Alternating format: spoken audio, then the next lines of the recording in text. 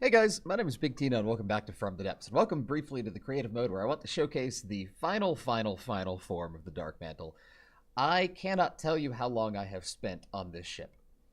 This has been such a work in progress. I actually recorded an entire episode before this one in which we just saw the Dark Mantle fail over and over and over again, and it was kind of boring, kind of depressing, pretty disappointing, and so I just kind of scrapped it.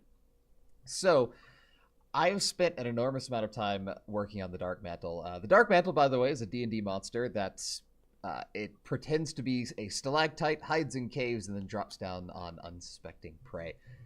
Okay, so here is the new Dark Mantle. I feel like calling it the Franken Mantle at this point because it's such. There's so much going on here. It's okay. So first, I've added 3 chain gun turrets. These are turrets that can rotate. The main one here, this enormous cannon, can rotate 360 degrees, tracks the target very, very well, has a muzzle velocity of almost 1 kilometer per second, and so it's able to keep up with very fast-moving targets very well. The front 2 here are essentially the same cannon as these cannons on the side, just with about half the ammo storage because of space concerns. But they are able to rotate and fire targets to about, 140 degrees to their respective sides. Now, I've also added these. These are my new cruise missiles, and I've called them the Fireballs. These cruise missiles are enormous. Now, I've built cruise missiles before as sub-vehicles that I like quite a lot, and they ended up being maybe a quarter of the size of these things. These are monsters, and the reason they're so big is because they have to go so freaking fast. As we've seen before with our captured Hypatos, the Hypatos goes just over 160 meters per second. These things can go around 200 meters per second, largely because they're about half just a jet engine. Pretty much half the space in here is one giant jet engine. The rest of the half is nukes and high explosive shells loaded into an 8-meter advanced cannon that with a forward ejector. So when this thing explodes, all of the shells get ejected straight into the target, which is great. These things also have strength 10 laser shielding on all sides because who cares about fuel efficiency when you're just going to explode anyway? Okay, so this thing is an absolute monster, but I'm at the point now where I'm actually very, very, very pleased with it. I think it's a beast when it comes to hunting down other flyers. Now, it has very little capability to fight ships that are actually sitting in the water. The front-mounted weapons are able to aim downwards a bit, but that's really not its strong suit. This thing is a hunter-killer. This thing goes after enemy flyers, particularly the big enemy thruster crafts, and annihilates them. So what I want to do is sort of break my own rule here, and I'm going to put us in a battle against a Hypatos in the creative mode. And the reason is I've actually played in the campaign a bit. Like I said, I filmed an episode before that actually did not result in any real progress, simply because there was a battle and the game crashed and I lost a lot of progress and, that sort of thing. So, but I have fought the Hypatos several times in the campaign by this point, and so now I'm ready to put this thing up against one in the creative mode. And so that's what I'm going to do. Let me set that up. I'll be right back and we'll have our fight. Okay, here we are. Looks like it spawned us sort of parallel to one another facing forwards, which is fine. Gives the Hypatos a little bit of an advantage because all of its weapons are turreted and a good bit of mine are forward facing, but that's fine. So let's get right into this. I want to see how this thing does. One missile launches right away. The other has a little bit of a delay. I believe it's a 3-second delay before firing. That's to prevent the 2 missiles from hitting each other. Although it looks like one of the missiles has already detonated without getting into the target, but we are absolutely spraying into the Hypatos there. The other missile has activated. Now, one thing that I did not do, and I don't want to do with the Dark Mantle, is to have it to where it's constantly rebuilding the fireball missiles. I want it to come loaded with 2, and then when it fires them, that's all it's got. Because, you know, when I think of reloading missiles, okay, there's a big hit there. Let's actually go and check that out. When I think of reloading missiles, I think of, like, there are more of those missiles in an internal compartment somewhere that are being brought back out to bear, and those missiles are just entirely too big to where they can actually fit inside it. All right.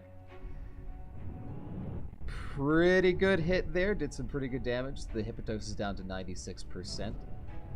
Although, again, we only got 1 missile hit on it, which is fine.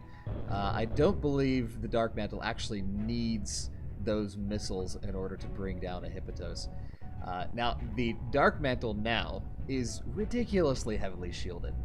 Most places, particularly the side, are shielded by 3 or even 4 layers of strength 10 laser shielding. Here we go, getting lots of good hits from all of our weapons there, just raking across the side of the Hypatos. And that's what this ship does. That's what the Dark Mantle does. It goes straight towards the enemy, blasts with all of its weapons as it passes by, and then turns around for another pass. And it looks like the Hypatos is actually kind of cooperating with us in that regard. It is just sort of coming right at us. And now, I spent longer, I think, on the detection system of this ship than I have on the detection system of possibly any other ship. I was tinkering with it down to the 100th place of the detection time rating. And I'm very pleased with it now. These cannons are accurate out to about 2 kilometers. As you can see, they're still getting hits there. And it really needs that. This ship really, really needs that precision. And that's a lot of what took so long on the creation of the ship, is just the precision of everything required for it to function. Because this ship, I discovered in my very thorough testing, that this ship, it either works really well or it doesn't work at all. Everything has to be working almost perfectly in order for this ship to function. But I'm at the point now where I feel like I've got that. I feel like I have something. You can see the damage just racking up on the top right there. All those hits, and again, that's a target moving over 160 meters per second. It's going up and down. It's not a stable moving craft. This is an erratically moving ship, and we are just obliterating it with our cannons here. I also have to say that something very deep and visceral inside me is just super satisfied with the amount of firepower and just the crazy DACA that this ship puts out. I've set it up to where there is 0 restrictions on fire rate, because I want just huge bursts to be let out whenever the ship is whenever a target is within its firing arc. I don't want sustained DPS. I want just an absurd burst of damage, and that's what I've got here. And it's a very large and very accurate burst of damage. Even, you know, at this range and at these speeds, we are hitting them really, really hard. And it looks like we've gotten the Hypatos down to about 85%. It does look like the enemy ship is slowing down a bit. And we've taken very little damage because, again, we have about 4 layers of strength 10 laser shielding on our most vulnerable sides. So I'm, you know, you can see every now and then it's chipping away at a block. Although now I think we've damaged it to the point where it can't really shoot back at us. Now, what I have found is that when the Dark Mantle drops an enemy ship out of the sky, it has a hard time finishing it off if it's just sort of sitting there in the water. So it will need water ships, or, you know, maybe airships that are capable of firing into the water, like the Planetar, to accompany it, simply because it can't finish off ships in the water. It is so specific to fighting these enemy airships that it's basically, it's not completely incapable of fighting ships in the water, but it might as well be. And it looks like, yeah, the enemy lasers have been weakened to the point where they're not really hurting us anymore. and we're just sort of chipping away at what remains of the Hypatos. So I think we can pretty safely call this match won. Now I've also looked and I've timed it and I've worked it out to where the Dark Mantle will last just a little bit longer in terms of fuel reserves than the Hypatos. You can see we are already very low on fuel. This thing burns fuel like a monster. So it will need pack mules to come along with it, probably even into battle. But it does last just a little bit longer than the fuel reserves of the Hypatos. So overall, I'm not even sure how many hours I've put into this thing. It's a little ridiculous, but I am so pleased with how it's turned out. The Hypatos is a wonderful ship. It's an incredible ship, and it's been really cool building something with this goal in mind to where I have a target. I have a target type of ship that I want to take out, and I just focus entirely on that. So with all that being said, I'm going to hop into the campaign. I'll build maybe 2 of these things and start fighting the Lightning Hoods. Also, I should say, the Dark Mantle is 308,000 points. About 30,000 points of that is from its 2 missiles. So the ship itself is more like 278,000 points, whereas the Hypatos is around 389,000 points, I think it is. So we did achieve our goal of building a craft that is cheaper than the Hypatos that can still fight it. And its volume's pretty small too, at around 13,000. Alright, I'll stop gushing. I'll come back when we're in the campaign with one of these built. Alright, we are about to start a battle against the Lightning Hoods. We're invading their territory some more. This is a strength 200 defense fleet, and they've got a Hypatos, Scorpion, Hydrovolt, Caspian, Terravolt, and a Dagger. So I've set this up to where I have limited the battle size just for frames issues, but I have put enough blocks in to where we'll spawn in our first Dark Mantle and the Cornugon. And then after that, we've got a second Dark Mantle, we've got the Planetar, and of course the Pack Mules are sitting in the back so that they can provide fuel support.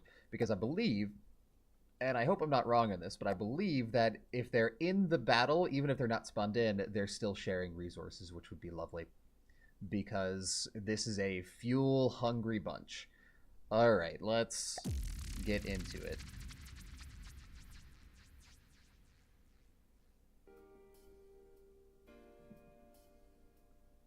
Battle begins. Okay, let's pause to let everything load in a little bit. And let's see what we're up against. Doesn't look like the Hypatos has spawned yet, but it looks like one of their flyers has. I suppose that's the Caspian? Is that what that is?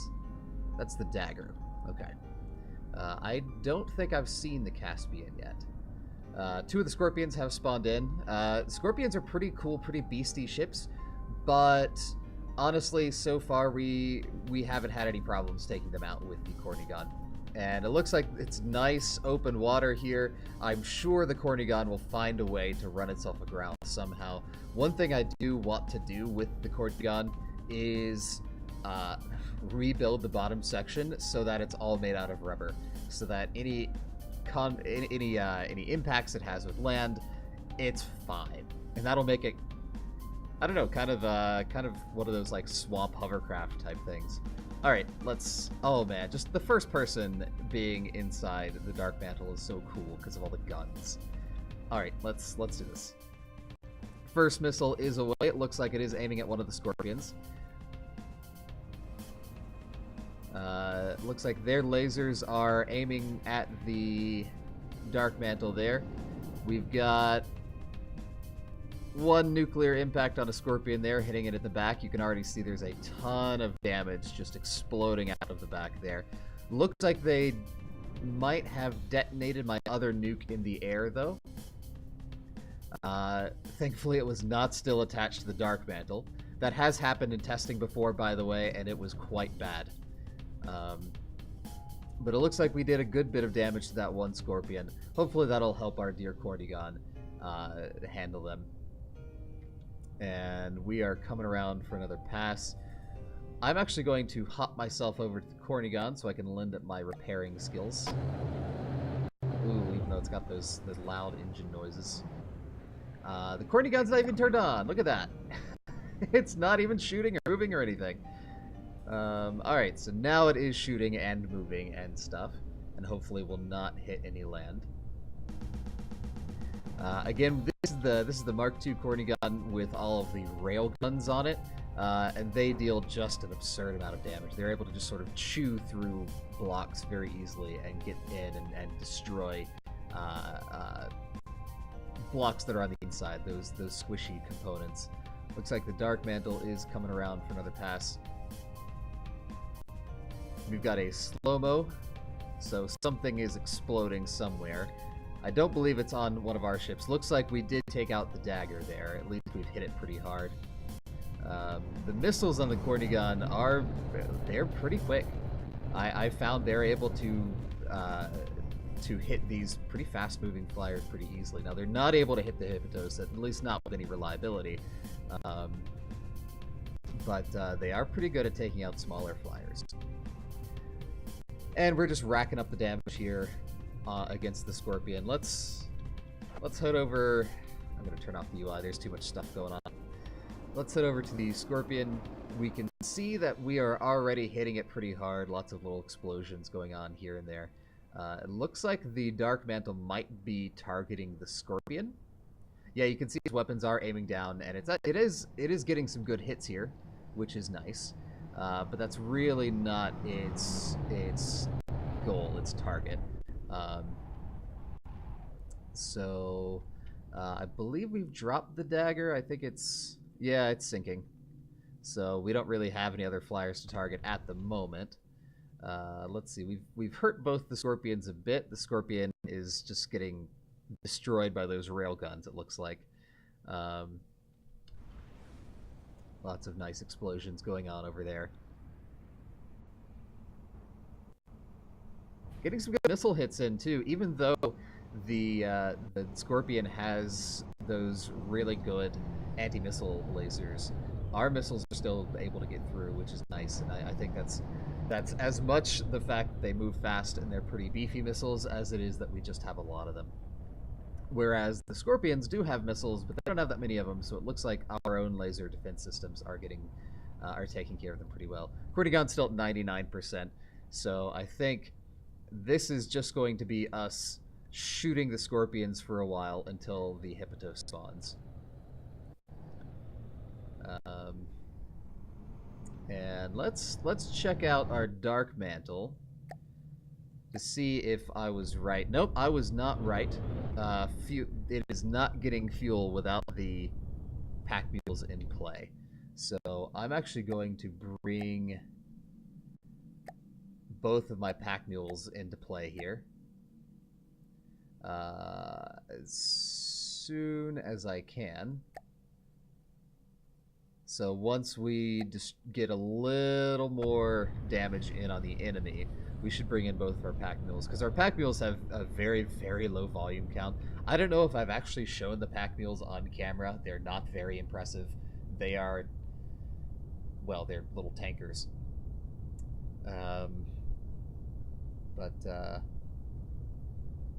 Having them in combat would mean that we can get more fuel from them, which would be nice. Because the first Dark Mantle is already at half fuel. Oh, I was taking control of one of the guns. Alright, yeah. Looks like we're just shooting away. Very, very glad that the waters here are nice and open. I do like how the terrain of the different factions suits their building style very well. So, for example, the Deepwater Guard they have no submarines and they're terrible at fighting submarines, but all of their waters are very shallow, so it's not like you could build or use submarines there anyway, not very effectively anyway. The Onyx Watch have these giant, super heavy, very, very stable ships in waters that are very choppy, and so that gives them some advantage because they're not moved around. And then, of course, the lightning hoods are nice and open, so they, being super fast-moving skimmers like Cornigon, don't have to worry about hitting land and stuff. And it looks like the Hypatos has spawned in, and our Dark Mantle is already targeting it. Engaging now. So let's see if we do just as well here as we did in the test. I am very, very interested in this. Looks like our weapons are going a little crazy there. We are within our 2-kilometer range. I'll turn the UI back on so we can see our damage ticks to make sure we're actually hitting. Now this is a little bit, I don't want to call it unfair, but it's definitely giving our Dark Mantle an advantage because the Hypatos is targeting the Cornigon. We essentially have a tank for our DPS, which is lovely. Already getting some really big hits on the Hypatos here. Looks like maybe some of the Cornigon's missiles are actually hitting it, which is nice. That's pretty rare. Normally it's able to shoot down our missiles very effectively. But you can see, I'm just so happy with, if nothing else, the maneuverability of this craft. You can see the kind of ridiculous tail I have going on here is just tons and tons of turning thrust. And of course, I've set it up to where when it's turning left, the left side thrusters turn on. When it's turning right, the right side thrusters, or turn off rather, so that you can see now it's turning right. The right thrusters are going to turn off. And that keeps it really, really, really agile. So we are just able to keep up with the thing. And that's the big thing. You can have, you know, the best tracking weapons in the world on a ship like this, but without the maneuverability, they're not going to be doing anything. So yeah, it looks like we're doing lots of good damage to the Hypatos there. Something with lasers is shooting at us. That's okay. This thing is very well shielded, and I believe that the Hypatos' lasers are actually a good bit stronger than the lasers of the Scorpions. So I'm not too concerned about them damaging us, and certainly not at this range. Did our pack mules just spawn in? I don't think they did. Nope, they haven't. But we're still doing okay on fuel. I did actually have to go in. I'm not sure if I mentioned this before. I went in and I had to vastly upgrade the pack mules' fuel output and fuel storage capacity. So now they can store, each of them can store about 1.2 million fuel, which is great. And their production can keep up with, you know, the Cornigon, which is a crazy inefficient ship in terms of fuel use. So. But yeah, I did, the pack mules originally were about 30,000 points, just because fuel storage is expensive. Now they're about 50,000 points, and they're the same size. They're just crammed full of fuel production and fuel storage. Looks like the Hypatos has been pretty much neutralized. Very pleased with that. Surprised that the Cornigon's missiles are doing so well against it. I'm going to pause real quick. I'm going to pop over there to the Hypatos and just see what all we've done to it. Let's see. Yeah, we are getting some missile hits. Look at that. Dealing a good bit of damage because those are very powerful missiles. They do have that lovely target prediction guidance, so you can see they're aiming in front of the Hypatos. We've got a slowdown, so something has exploded. It doesn't look like it's on either of our ships. The Scorpions are having a really hard time keeping up. I guess, see, I had thought that the Scorpions were pretty fast ships, but I guess in comparison to the fights we're having, where all three of these ships are going over 100 meters per second, the Dark Mantle going upwards of 170 meters per second, I guess being a fast ship is not, it's not good enough here. Getting some more good hits, I believe, on the Hypatos. Looks like it may have left our range. Nope, we are firing again. Let's turn our UI back on. Yeah, no, we're getting some more hits still. It's at speeds like this and with weapons this small, it's especially weapons that don't cause explosions, because these are all just armor-piercing rounds.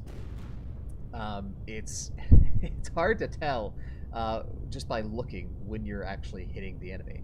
Um, and so I do like keeping the UI on so that we can see the damage tick up. Now I know that what I could have done to fight the Hypatos is to build a really big battleship that's very slow moving. I believe someone in the comments listed a bunch of excellent advice, by the way. I need to look up to see to remind myself what his name was, but somebody listed some excellent advice in terms of fighting the lightning hoods and especially just playing the game in general. And one of the things he said, and one of the things that it's something that I was definitely considering, is just building a really big battleship that's very slow so that all of its smoke dispensers can just kind of pool around it, so that it makes you almost invulnerable to lasers. Get some very rapid fire weapons, very long range weapons. Probably railguns would be good just because they have such a good muzzle velocity, and just kind of sit there, tank the enemy, and blast them away. And that's the best way to fight the lightning hoods, far and away, easily. But I got this concept into my head where I wanted to build something that was like the Hypatos, but specifically designed to fight the Hypatos. And I think that's my inner XCOM player speaking out, because I love this idea of encountering a very alien enemy, getting crushed by them, and then sort of adapting their own technology, their own fighting styles to use against them. And that's basically what I've done here, because the idea to put this giant rotary turret on top of the Dark Mantle came from the fact that the Hypatos is essentially this. It's one of these on the top, one of these on the bottom, and then just a circle of components in the middle. And so I just love the concept. I love the idea of it, and I love what the Dark Mantle has become. And so I still do need a new battleship, but that'll come later. And probably my next battleship will be a flying battleship. We're at the point where we have such a high, resource income that we don't need to make all of our ships in the water anymore, even our big ships. Looks like the Hypatos is taking some more big hits there. I'm very surprised and impressed that it's still in the air. It's down to 85%. I like this view because you can see that we are, our shots are hitting it here. We are getting there, and that it is working. And I know I keep saying that, but I can't tell you enough just how long I spent getting this thing to work. Now, probably what's going to happen is as soon as this Hypatos goes away, I'll need to pull this Dark Mantle out of the fight just because it's so low on fuel. I love when we're not in degraded mode, by the way, and you can see the crazy blue stream of shells coming out of this thing. Because it is a very impressive sight, as we saw when we were testing in the creative mode. And of course, once we get close enough, we can hit them with those rapid-fire heat shells, which only go at about 600 meters per second in terms of muzzle velocity. So they're not accurate out to 2 kilometers like the rapid-fire cannons are. But once we get close enough, they're devastatingly powerful, especially against things like the Hypatos, which relies more on its shields and its speed to not take damage than it does any actual armor. Okay, now probably what I'm going to do here is I will cut for a bit until we've brought down this Hypatos, because I think it is pretty much out of the fight. We just need to finish it off. And I will cut back in once we have the rest of the battle spawned in. Here. Shut down and destroyed the Hypatos. I pulled out the first Dark Mantle because it ran out of fuel. Then the Cornigon ran out of fuel. It's currently sitting at the bottom of the ocean, literally sitting on the ocean floor, firing its missiles and torpedoes up at things, which is surprisingly effective. And now our Planetar has just spawned in, and we're going to square off against a Scorpion in it. So here we go. The Planetar, I guess not one of our older designs, but something that's a bit untested against the lightning hoods. Let's get all that clunky UI away. Looks like its smoke is holding out well enough against the enemy lasers. Hopefully we're doing some good damage there. This thing does have some very good firepower as long as, you know, it can get shots off on the enemy. Now, what are you shooting at? Nothing. The answer is nothing. Momentary lapse of judgment there. I have to fire the captain. Now, the Planetar is a good bit more fuel efficient than the other two. I wouldn't call it fuel efficient, but it'll certainly last a lot longer than both the Corny Gun and the Dark Mantle. Looks like we are getting some pretty decent hits on it, on the enemy Scorpion there. We're down to 96% health, though. Now, one thing I didn't do is I didn't set up the Planetar's shields to change over to laser defense when it's hit by lasers. It only... Oh, that's just a fresh Scorpion there. It only will turn on smoke to defend itself against lasers. So that's something that I really should have done before I brought this thing into the fight against the Lightning Hoods. Now, I did bring in the pack mules, and unfortunately, this is where the actual combat is happening. This is where the battle started. And this is where the Corny Gun wound up. This is where the Hypatos was shot down. So the pack mules were too far away from the Corny Gun to actually give it fuel. They were immediately destroyed by Scorpions, and yeah. So we were not able to get more fuel. It looks like the Planetar is not doing super well against the Scorpion. Looks like, yeah, our shots are going a little bit behind it. Maybe a few hits there. Yeah, but we're not doing a ton to it, and it's hurting us. And we're actually out of resources to repair. I didn't come into this fight with very many resources because I had just built the two Dark Mantles. Now we do have a very high income, so we're going to make up resources that we lose pretty quickly. But, you know, that doesn't help us in the fight right now.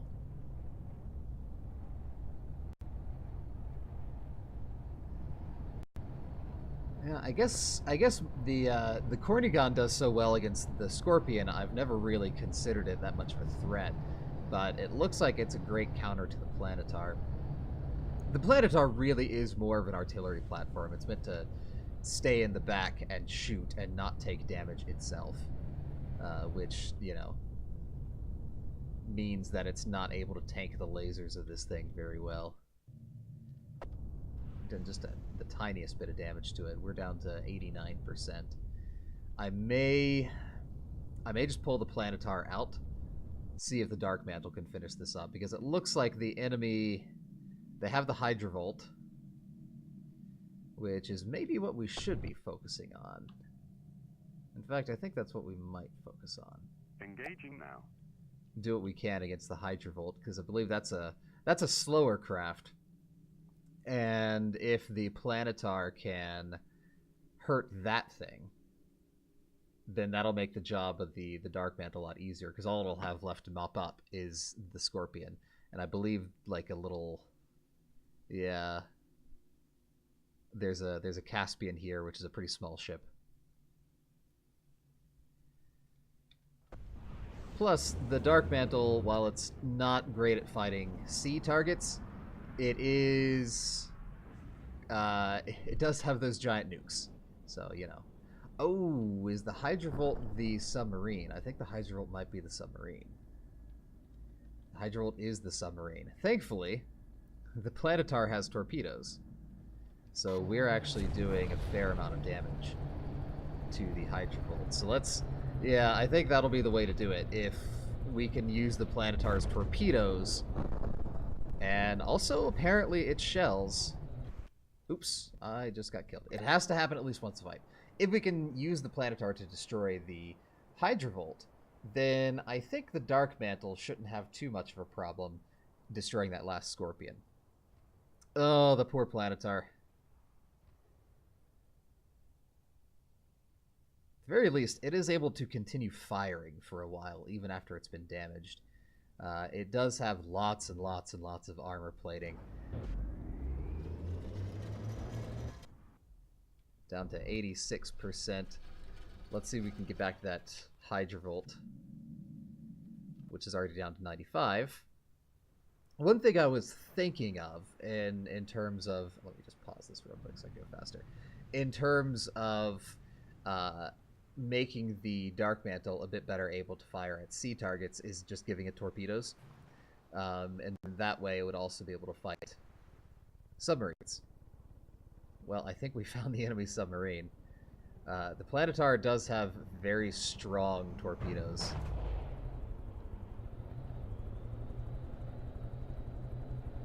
And it has a lot of them.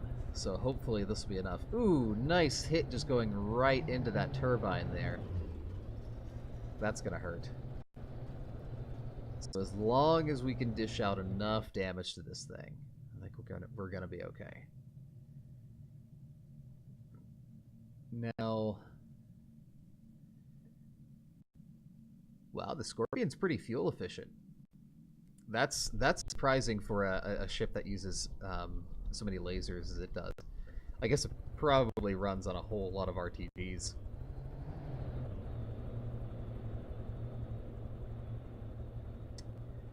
And the Hydrovolt, oh wow, all right. Yeah, I am just going to jump into the water. The Hydrovolt is a really cool looking submarine, and it's got that cool what's it called? The particle cannon.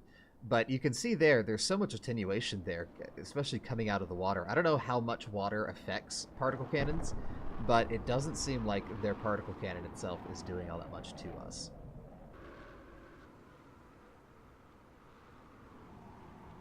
And there go the Planetar's sonar buoys, so that it drops those into the water so that it can see where enemy submarines and such are. Because obviously it doesn't sit in the water itself. So it doesn't know. It has no means of seeing it. So I'm tempted to just swim over to the Hydrovolt and capture it if I can. In fact, I think I may swim over there because it's already at 84% health, which is getting it pretty low. So if I can follow these torpedoes out, because recouping my losses in terms of material cost would be nice. Because I do have the settings set to where I don't get a ton of resources back from enemy ships that I destroy. In fact, I pretty much have the settings set on the hardest difficulty of all of the sliders, which is why we're fighting all of these strength 200 fleets with godly ships in them. And so that means capturing an enemy ship and then scrapping it gives me its full resources back rather than, just like the 1% or whatever it is. Lots of cool explosions there going on in the water. I know I normally don't film it when I'm moving to capture an enemy vehicle, but I think this is kind of cool looking. You can see just the destruction of a submarine. Uh-oh. I think that's the Planetar coming into the water. Yep, that's the Planetar coming into the water. I think it's been a little damaged. What's it down to now anyway? 70%. Well, I'm impressed that it lasted this long. It looks like our Dark Mantle is in the fight though. So as long as we can take out the Hydrovolt, then I think we're gonna be fine. Hopefully the nukes will do a lot of damage to the Scorpion. And let's pause it briefly. Ooh, that was a flash of light. See where we are on the surface. All right, there's the Dark Mantle. Where I think maybe our nukes haven't. Yep, our nukes have not actually spawned in yet. Interesting. Now, I'm not going to pull the Planetar out yet, not until the Hydra Volt is destroyed, because even though it's damaged and in the water, it is still launching its torpedoes, which are just devastating the enemy submarine. Lots of cool explosions there, even though we're not seeing a whole lot. Yeah, just a little closer, because what I really don't want to lose this battle, and that could happen if I don't take care of the submarine, because the Dark Mantle has no means of fighting the submarine, and I am having a hard time getting back into the water. I'm not going upwards. Okay, there we go. Hey, there's the submarine. We'll get to see this thing up close and personal.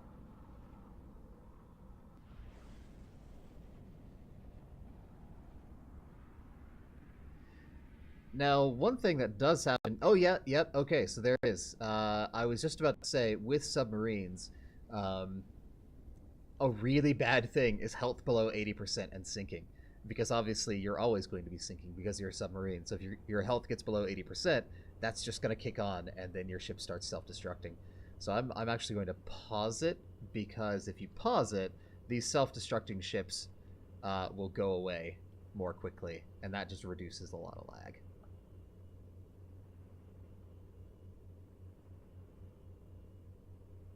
And a nice cutaway of the Hydrovolt. Alright, I think it's pretty much gone. All that's left now, really, is the Dark Mantle versus the Scorpion. Oh, and there's the Caspian there, too. Right.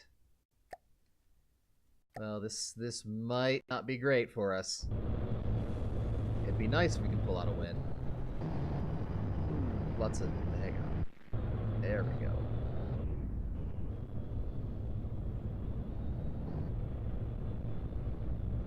Yeah, it'd be nice if we could pull out a win, but I'm worried just because the Scorpion is a sea target, is a surface target. And oh my god, the Dark Mantle's fuel is already very low. That is not great for us.